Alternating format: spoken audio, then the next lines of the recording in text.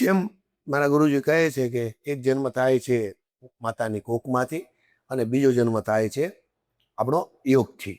જેમ માતાની કોખમાંથી જન્મ લેવા માટે આપણે 9 મહિના લાગ્યા, તે એક સંપૂર્ણ પ્રોસેસ છે ને. એ જ રીતે યોગ દ્વારા પોતાની કોઈ પણ મોટામાં મોટી બીમારીઓ ઠીક કરવામાં પણ જો અંતે સમય લાગી શકે તો માત્ર 9 મહિના જ છે. 9 મહિનામાં આપણું શરીર પણ સંપૂર્ણ રીતે નવું બની શકે છે. તે માટે શું કરવું જોઈએ? તાળાસન કરવું જોઈએ, ભુજંગાસન કરવું જોઈએ, અર્ધમત્સ્યાસન કરવું જોઈએ, સેતુબંધ આસન કરવું જોઈએ, અનુલોમ વિલોમ કરવો જોઈએ, ઉદ્ગીત પ્રાણાયામ કરવો જોઈએ, ભામરી પ્રાણાયામ કરવો જોઈએ. તેઓ આ રીતે કરે છે તો ડેફિનેટલી ઇમ્યુનિટી મજબૂત પણ થશે. અને જે સ્વાભાવિક રીતે આપણો પ્રોસેસ છે, જેમ કે આપણું સાંભળવું, આપણું બોલવું, આપણું જોવું, તે બધી વસ્તુઓ નેચર આપણને પાછી આપી શકે છે.